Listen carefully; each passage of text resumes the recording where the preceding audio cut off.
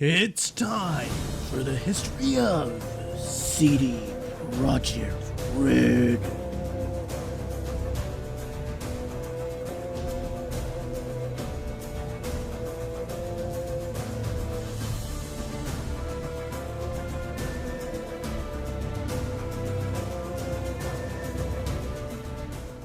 Our story starts in the 90s with two high school delinquents. The two were both avid gamers and they wished to have better access to new titles. So they started to forge contracts to import games to their home country of Poland. They then started trading and selling these games at local marketplaces. In 1994, they would establish CDP.pl, otherwise known as CD Projekt. Note that .pl is code for a domain in Poland. Their business would consist of importing CD-ROMs from the US. Soon the young company would sign their first distribution agreement with American Laser Games. And 2 years later, CD Projekt would become the first Polish distributor to publish games with Polish boxes and manuals.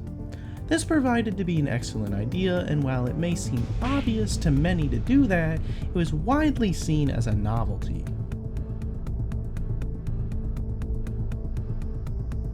In 1999, the company would do its first ever localization of a game, that being Baldur's Gate.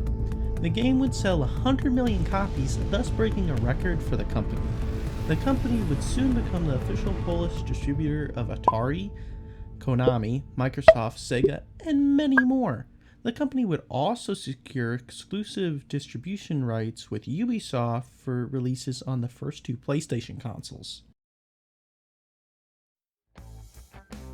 In 2002, CD Projekt would make their dream of making a game a reality with the creation of their new studio, CD Projekt Red. In the following year, the company felt they had won the lottery when they found out Andrzej Sapkowski's Witcher franchise was up for sale. Soon after acquiring the rights to the franchise, the studio would start working on a project.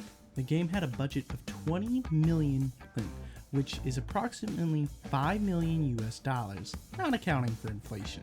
At the time, this was the biggest sum of money ever spent on a game in Poland. The game, which released in October of 2007, would be a smash hit, selling 35,000 copies domestically in only 3 days. In 2008, something new would emerge from the company, that being Good Old Games, or GOG for short. The original goal of this project was to bring back classics by making them playable on modern hardware, hence the name. Newer games would soon be added and the platform would simply be rebranded as GOG. GOG's biggest selling point is all its games are DRM free, meaning you can download it however you wish and play it without a login screen. Moving back to 2009, CD Projekt Red would face a major challenge after the first Witcher game, because a lot of the money was spent on a console game called The Witcher: The White Wolf that would never see the light of day. Luckily for CD Projekt, the company would have investors line up from the Warsaw Stock Exchange, and soon the company would merge with Optimus SA and would be rebranded as CD Projekt Red SA.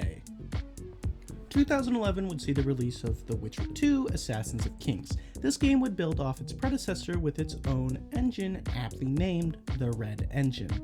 2012 would bring the announcement of CD Projekt Red's next big franchise, Cyberpunk 2077, and 2014 would see the release of the studio's now iconic Cardinal logo.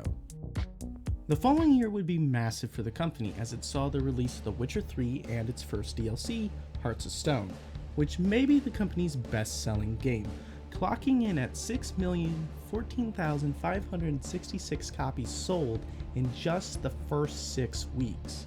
2015 would also see the release of GOG Galaxy, the new client for all things in GOG gaming. The next couple years would see the release of more DLC for The Witcher, a spin-off card game called Gwent, and the company would acquire the mobile game studio, Spoko. Following all this, Cyberpunk would grow to be the most anticipated game of 2020, but with its release it has been seen to be buggy and have issues, so much so that Sony took it off the PlayStation Store. The backlash prompted the company to release a formal apology regarding the console versions. With all this negativity surrounding it, though, Cyberpunk has still managed to become some people's favorite game. So can CD Projekt Red have more than just one pivotal franchise? We'll have to wait for the outcome.